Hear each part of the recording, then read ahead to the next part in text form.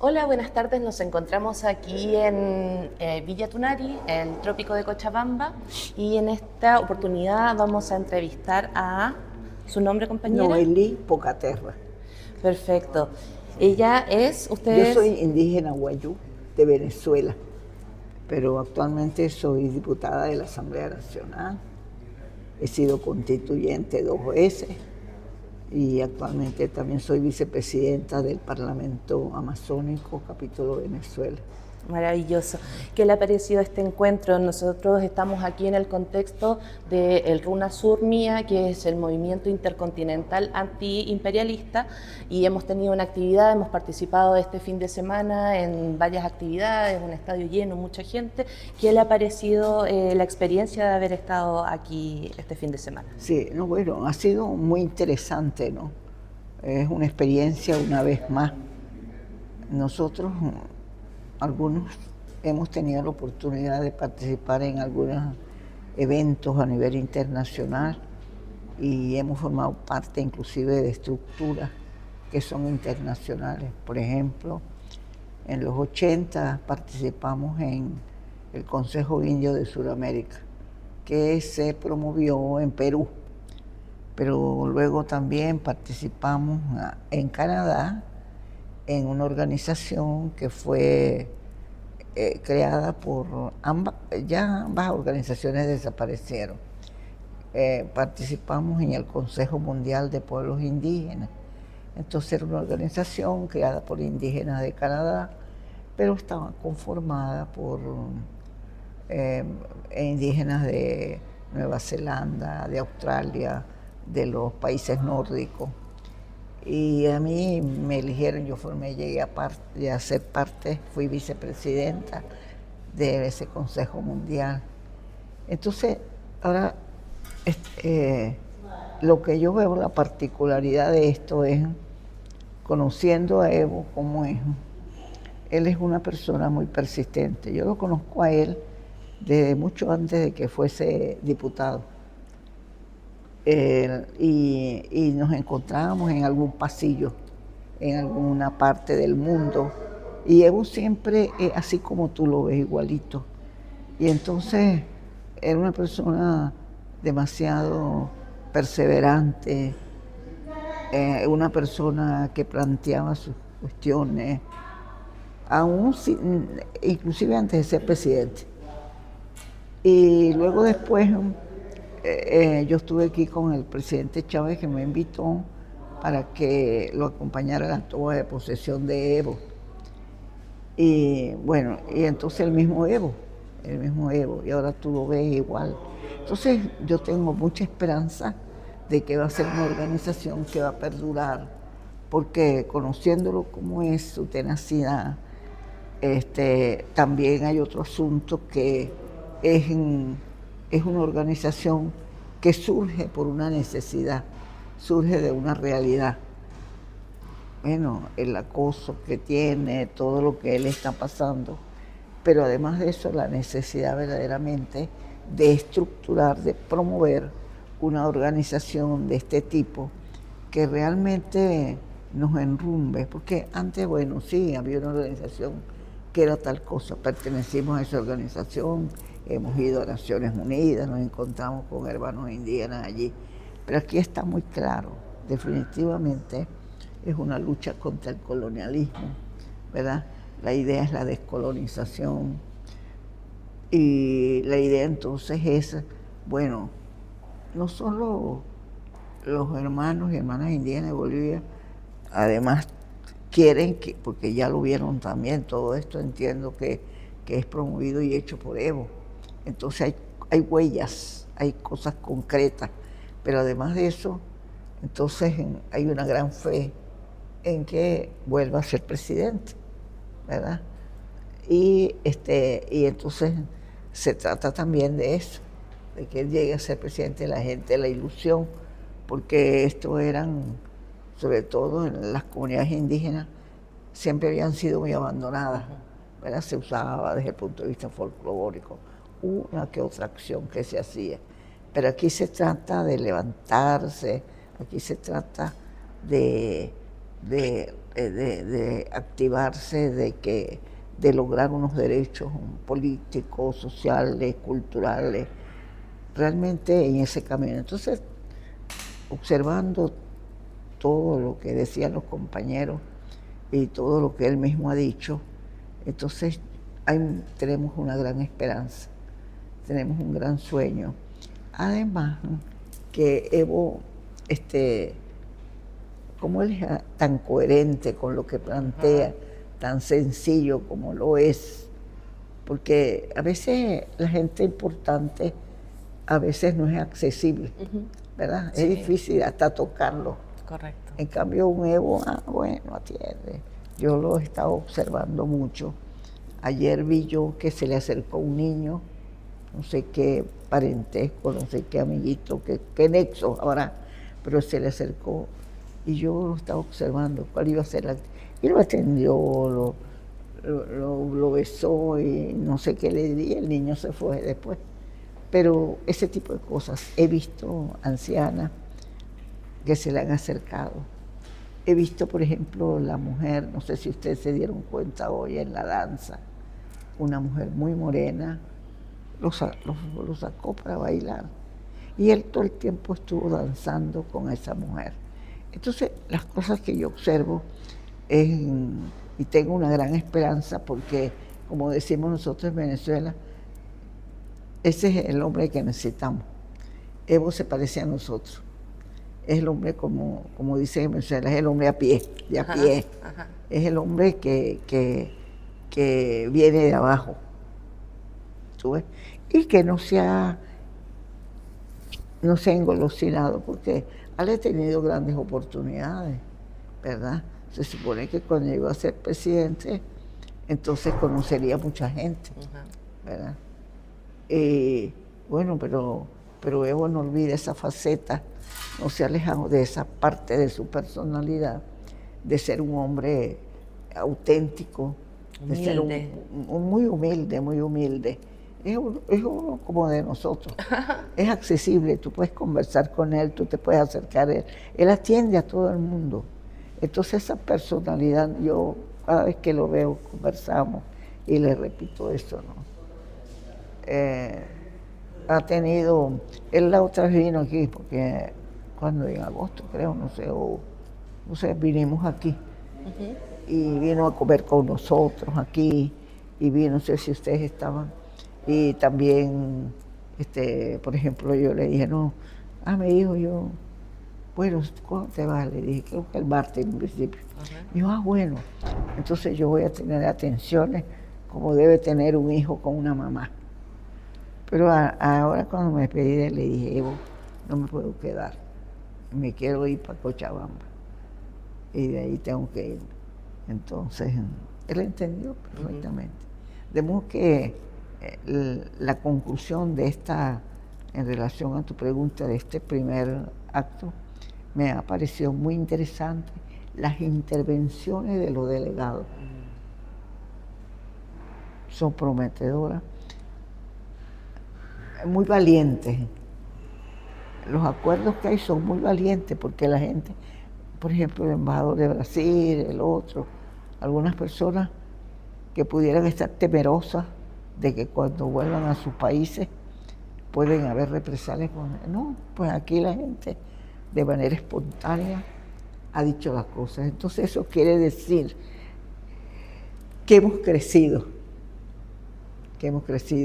porque yo que estoy en la lucha desde que tenía 13 años, hoy tengo 89 años de edad, entonces siempre ha habido actitudes timoratas, actitudes, comportamientos de no decir realmente qué es lo que deseamos y hacia dónde vamos.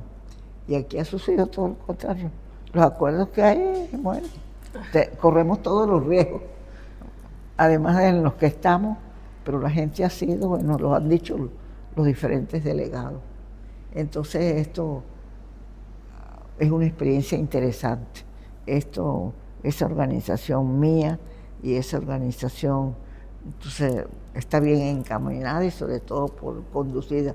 Fíjate que después del acto, después de haber estado, porque yo llegué temprano, yo me fui temprano, fui casi una de las primeras que llegué al sitio de la reunión. Y Evo llegó.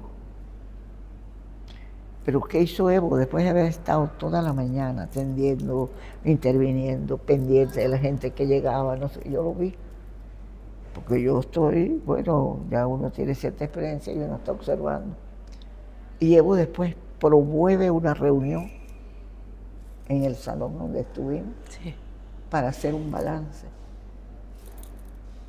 Era interesante haberse quedado para ver qué fue lo que planteó. Yo intuyo que era para analizar, evaluar, no sé qué. Bueno, entonces eso demuestra la seriedad de su propósito, el objetivo que él se propone, quién sabe qué les va a decir, quién sabe que ya está planificando con ellos, aprovechando la presencia de los líderes y las lideresas.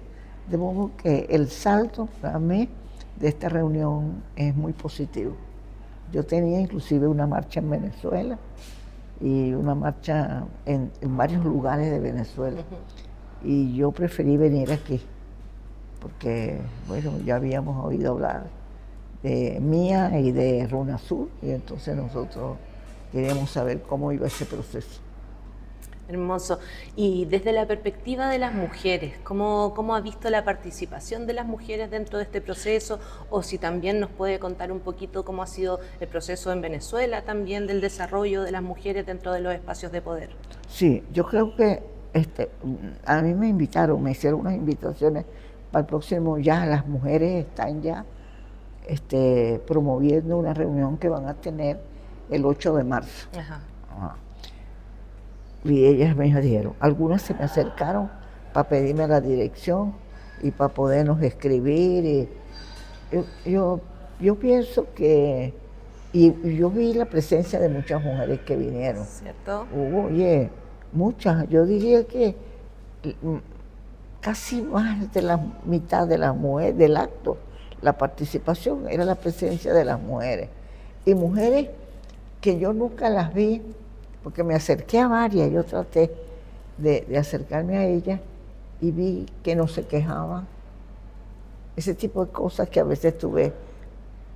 Yo a veces tenía que contenerme porque a mí, para no quejarme yo delante de ellas, pero yo veía que eran mujeres unas con sus niños, con sus bebés, pero las mujeres ahí participando también.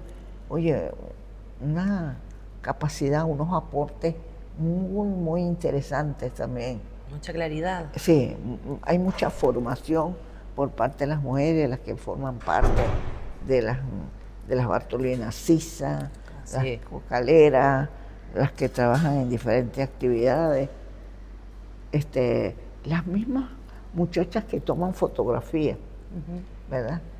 Entonces habían hombres, pero mujeres también habían, reporteras, me imagino, periodistas. Entonces, eso nos damos cuenta porque generalmente, sobre todo en una sociedad como esta, donde a la mujer más bien se dice, no, quédate en la casa, cuida a los muchachos, haz la comida, lava la ropa, qué sé yo, qué vas a hacer allá. Yo soy el que voy a la reunión. Pero aquí estamos viendo que hay una participación muy activa de las mujeres, ¿ves? Y tienen planes, conmigo conversaron algunas, tienen proyectos. Entonces, yo creo que eso también es alentador, porque las mujeres, por una cuestión, yo vengo de una sociedad matrilineal. En Venezuela hay alrededor de 52 pueblos indígenas. De esos 52 pueblos indígenas, el pueblo Wayuu, que está en el estado Zulia, es el más numeroso. Todos esos 52 pueblos. Y nosotros, a pesar de haber sido tan penetrados, nosotros, por los españoles, por los holandeses, por los alemanes, los franceses, en aquella época esos invasores fascistas, y en el transcurso del tiempo luego los comerciantes, porque estamos en una frontera con Colombia, estamos hacia el mar, a pesar de todo eso, entonces nosotras, por ejemplo, el caso de la mujer Wayuu, es una sociedad matrilineal y hay una historia muy hermosa de nuestros orígenes y cómo a la mujer se nos dio esa responsabilidad Entonces la mujer como educadora, la mujer como consejera, la mujer que cuida aquellos secretos que no se deben divulgar. Inclusive nosotros se nos dio hace muchos milenios, cuentan las abuelas y los abuelos, nos cuentan siempre y nos recuerdan que hay secretos que no debemos divulgar y que no debemos decir. Entonces, todo eso, y eso se ha ido respetando. A pesar de esa penetración, yo creo que habría que valorar, porque hay pueblos indígenas que han perdido sus idiomas, hay pueblos indígenas que han perdido su ropa, hay pueblos que no conocen ya su cultura, por muchos factores. Porque algunas se tuvieron que venir, la migración hacia las ciudades, hacia los pueblos, pero también eso fue promovido. Fue promovido en la época de la colonia, utilizaron a muchos indígenas como mano de obra. Correcto. Y sobre todo en 1914, cuando Venezuela es un país petrolero y el estado donde nosotros vivimos es un estado petrolero. Entonces las mujeres, muchos hombres se vinieron, porque los hombres que estaban allí, los que no eran indígenas, al haber el boom petrolero, ellos migraron hacia las empresas petroleras para trabajar, porque ahí les pagaban mejor que los hacendados y los ganaderos. Entonces los hacendados y los ganaderos necesitaban mano de obra y hablaron con comerciantes guayú, comerciantes arijunas, para que buscaran indígenas. Y esos indígenas fueron llevados allá. ¿Y qué pasó? Muchos se fueron de niños. Y esos niños llegaron a ser abuelitos, algunos fallecieron, pero entonces ya no conocen su cultura. Sus raíces. ¿Verdad? Ya no conocen sus idiomas. Y además hemos pasado, Venezuela había sido, y digo había sido, no es que se ha eliminado totalmente, estamos en ese proceso, pero había sido un país muy racista, muy discriminador. Y entonces, allí, a pesar de todo eso, la mujer se ha mantenido indígena, enseñándole, porque cuando se habla, por ejemplo, cómo es la educación, cuáles son las aulas de clase, el mundo distinto a nosotros no ha entendido que tenemos nuestras propias particularidades, ¿verdad? Nuestro modo de ser. ¿Cuáles eran las aulas? La vida cotidiana. Yo, de niña, mi abuela me llevaba y me decía, vamos a buscar leña. Y yo iba con ella. Y yo le decía, abuela, aquí está un árbol, Ella me explicaba, no, ese no. ¿Y por qué no? Porque primero no sirve para eso, echa mucho humo, y el humo te daña la vista. Y me daba toda una explicación. O sea, esas eran las aulas de clase. La escuela de la vida. La escuela de la vida. A veces me decía, ves y busca agua. Teníamos esa responsabilidad de buscar agua para beber. No había tubería, nada de eso. Yo viví, por fortuna, y yo me siento feliz de eso. Yo viví verdaderamente la vida indígena, de niña. Y yo creo que para mí, con lo que he leído y con lo que estamos viviendo ahora en Venezuela, esa experiencia para mí, yo creo que ese era el socialismo, donde la base de ese modelo de vida que nosotros llevábamos era lo espiritual y no lo material. No conocíamos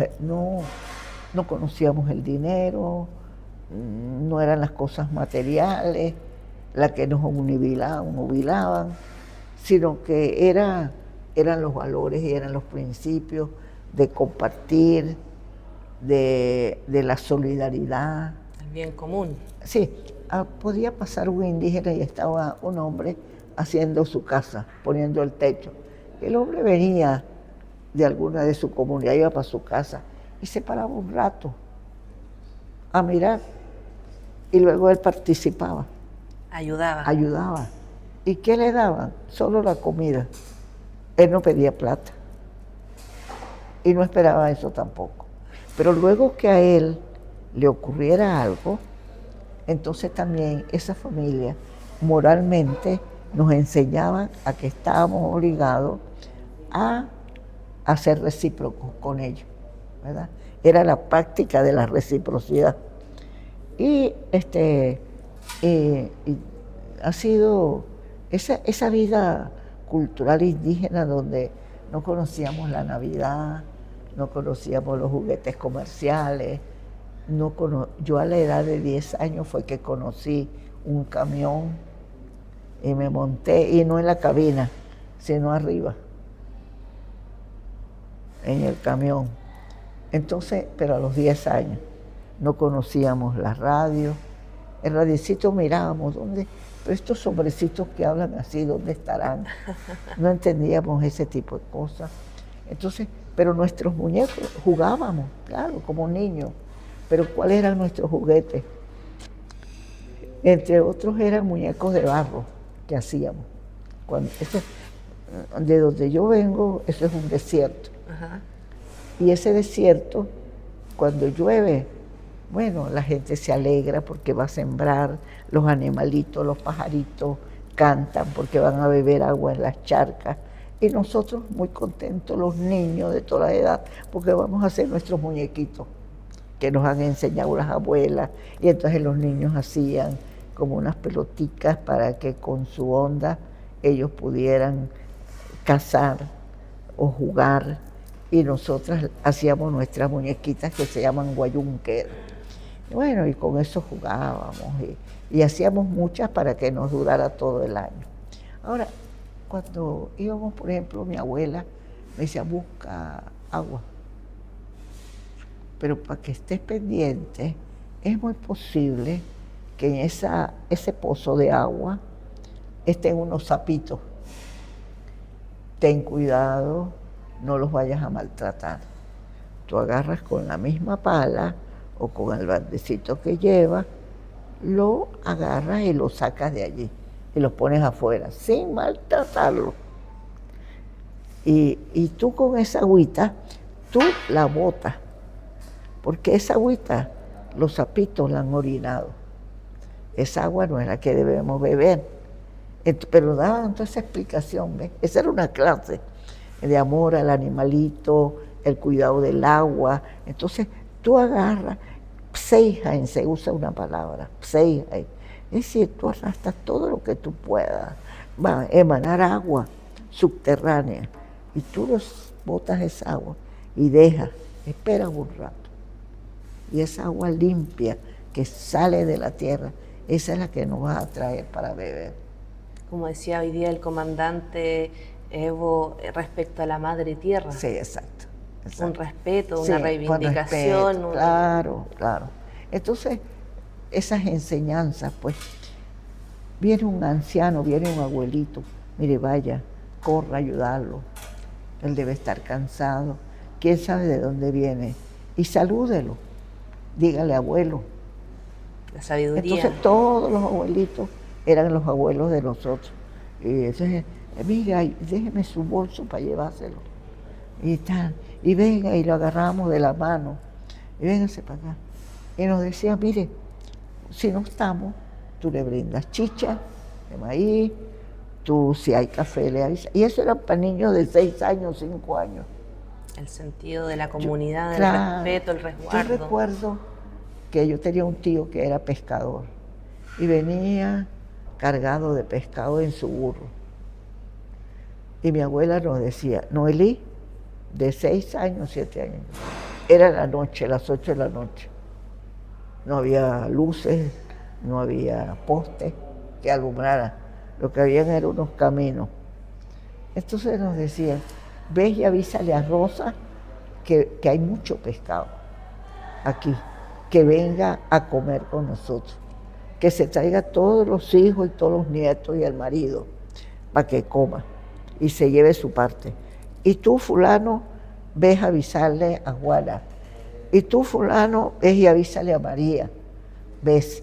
Y nos daban tarea. Entonces los niños íbamos, y con nosotros iban otros niñitos de 3, 4, 5 años, íbamos como 6 a avisar. No le temíamos a la noche, si estábamos acostumbrados a eso.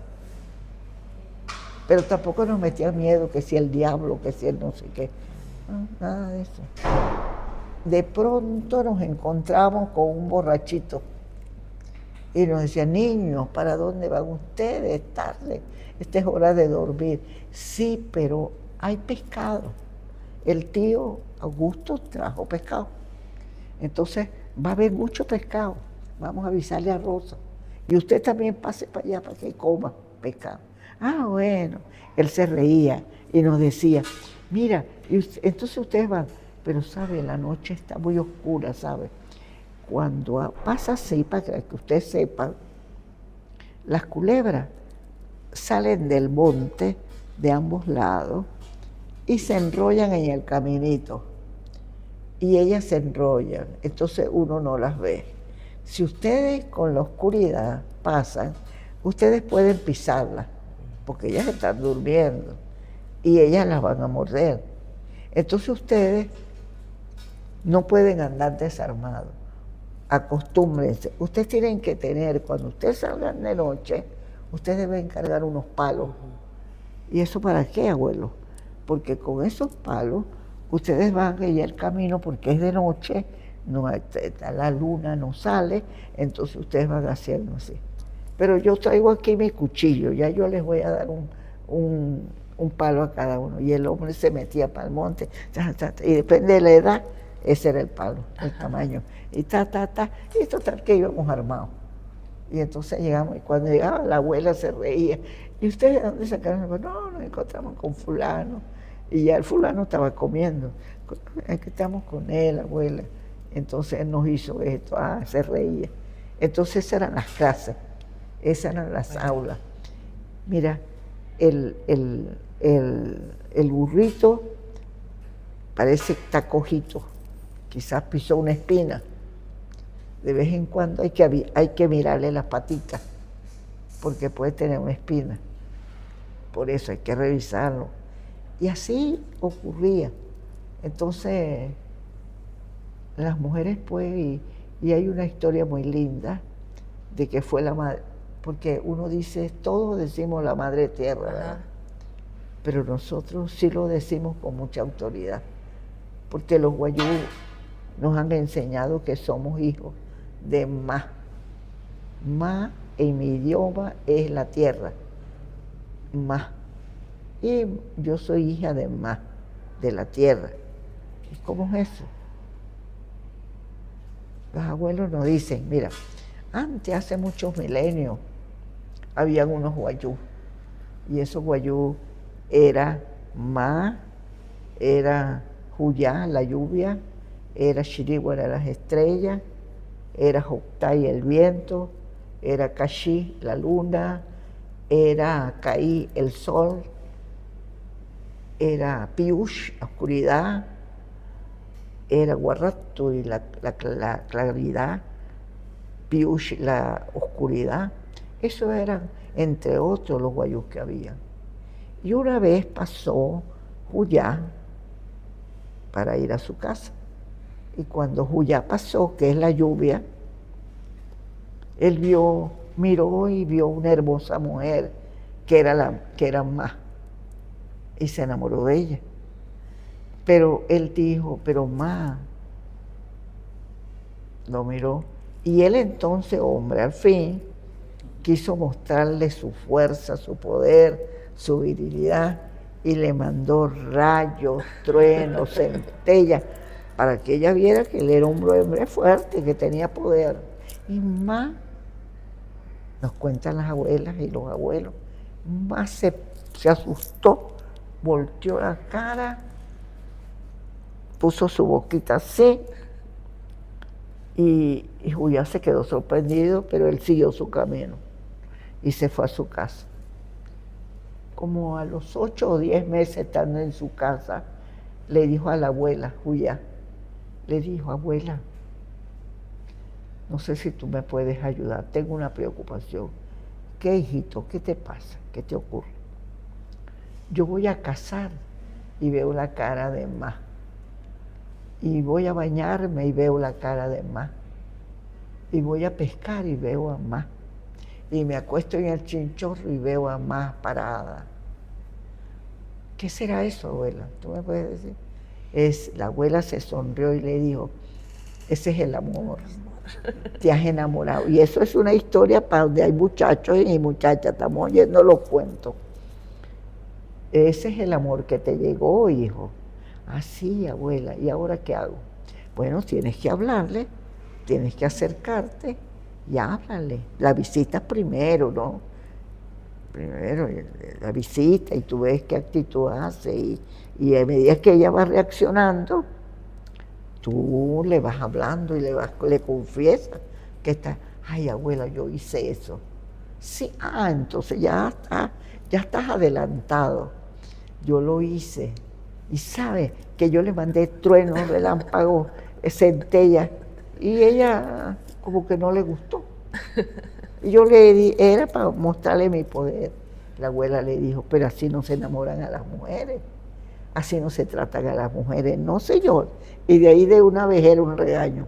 Así no se tratan las mujeres. Las mujeres primero hay que visitarlas y acercarse a ellas, y depende si te da el café, si te mira, tú poco a poco, y después a los 3 días vuelves otra vez, y a los 2 días vuelves, y así poco a poco hasta que te acepte. Ay, abuela, tú metiste la pata, eso no, así no se trata. ¿Y qué hago? Pues bueno, eso. Vuelve otra vez y mándale un rocío. Ese es tu lenguaje, un rocío, porque es la manera de acariciarla. Y tú vas viendo a ver qué te dice. Y así lo hizo. Cuyá. Y los muchachos atentos, y se decían unos con otros, ¿te fijas cómo es? La abuela sabe, y no sé qué, y tal. Y decía, bueno, y la abuela, entonces, cuando Juyá se acuesta, porque también nos hablan sin tabú. No es como en el mundo occidental que si una mujer va a parir, los niños sáquenlos, llévenlos para otra casa. En nosotros no. A veces hay niños, niñas que ayudan en el parto. Trae el agua, trae esto, porque viene tu hermanito y lo vamos a recibir, ven para que vea. Y no tiene nada particular. Entonces, lo primero que nace, se acuesta Juyá con Ma, hacen el amor, una vez que se aceita, y lo primero que nace son las plantas. Entonces, otra lección más ecologista.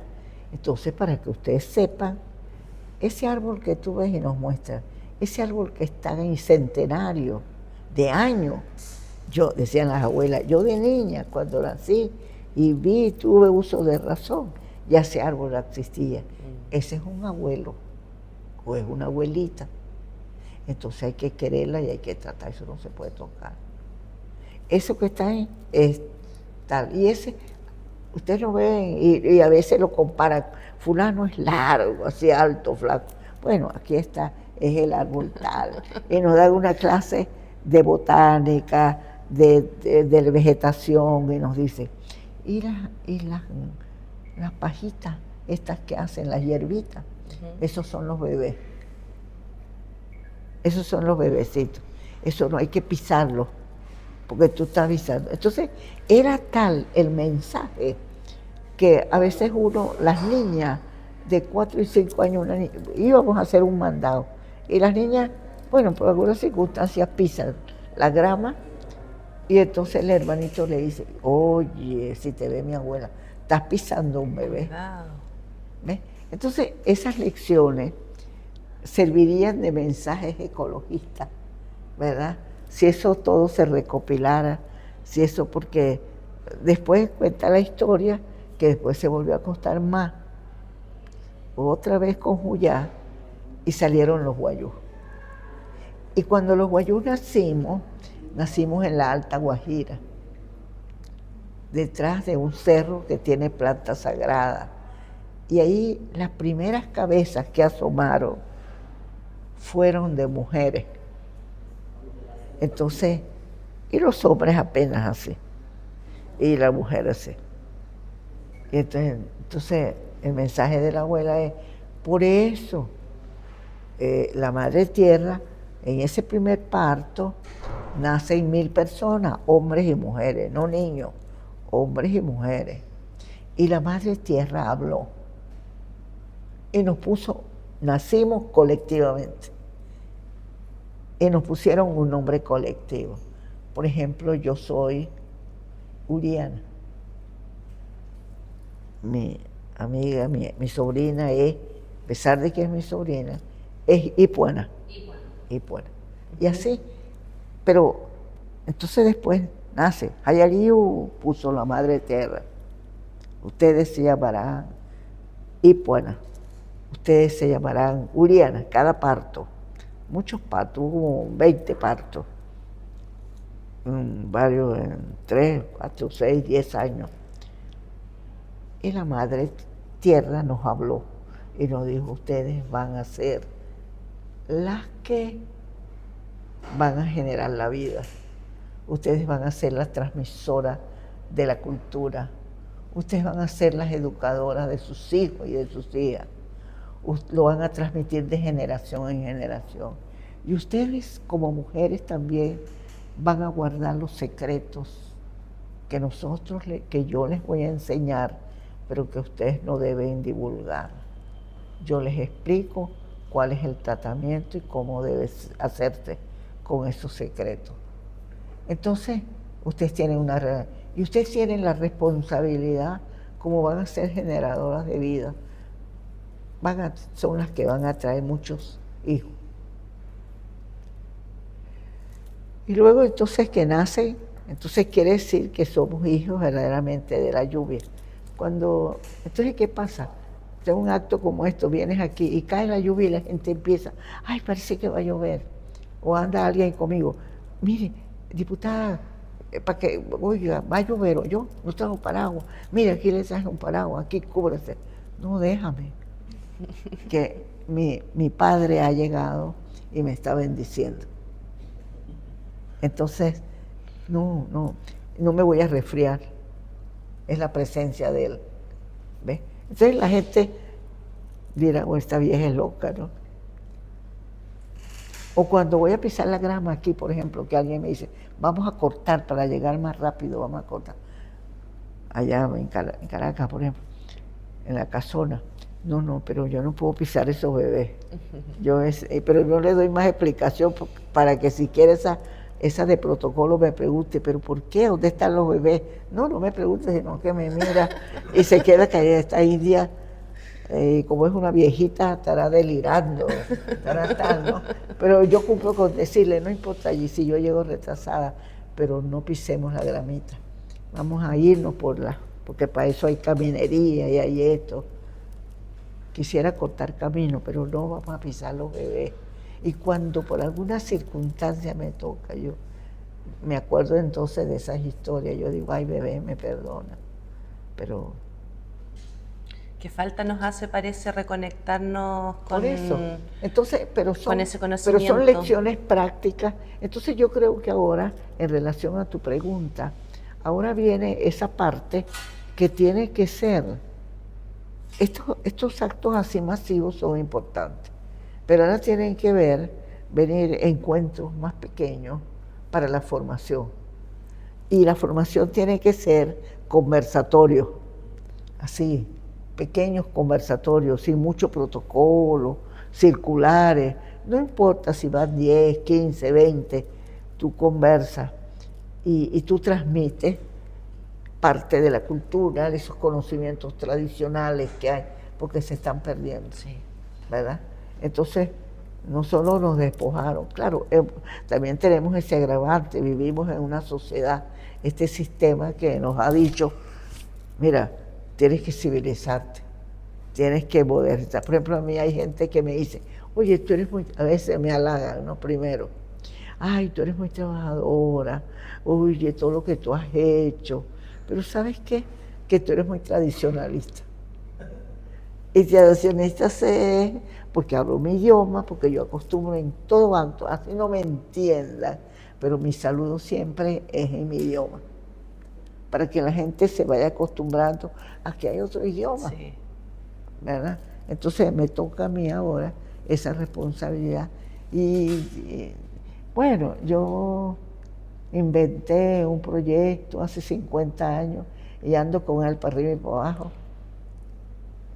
Empecé con las muñequitas primero de barro, después hicimos muñequitas de trapo, pero escenificamos cómo enseñarle a un niño de 3, 4, 6 años. No puede ser una charla. Claro. De 6, 8 años. Entonces he aprendido eso de las abuelas, porque a veces nos enseñan jugando. La abuela juega con nosotros. Mira, el velorio, cuando se muere una persona pasa. Mira, el proceso de socialización. Cuando la niña se transforma en mujer, hay que hacer esto. Entonces hay que aislarla y se hace esto y esto y esto. Y la abuela juega con nosotros, pero nos va enseñando sobre la cultura. Entonces, pero cuando vengo a esta sociedad de doctores, de intelectuales, la triste experiencia es que a la mujer le dicen, óyeme, tú solo vas a tener no más de 3 hijos, porque la vida está muy cara y el hombre no gana mucha plata. Entonces tú, máximo 3, si son 2, una hembra y un varoncito, con eso basta. Nos dice la sociedad occidental. ¿Entiendes? Entonces la mujer, pero hoy en día, bueno, la mujer, tenemos que tomar del mundo occidental lo que es válido, ¿verdad? Estos aparaticos son buenos.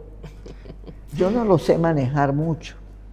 Yo no tengo ninguna vergüenza en decirlo.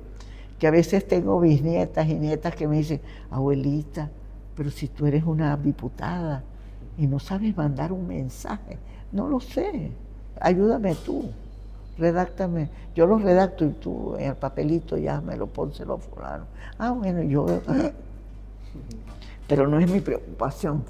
Los conocimientos son otros. Son otros. Entonces, las mujeres, entonces debemos no olvidar nuestro papel de dadoras de vida, de guía, de maestras, de guardar ese conocimiento, de protegerlo y de difundirlo. Somos las maestras, no se nos puede olvidar eso. Pero para eso tú también tienes que vivir y tener esos valores, esos principios, para tener moral. Porque qué tal que yo te diga estas cosas y después tú me ves en otro plan. Claro.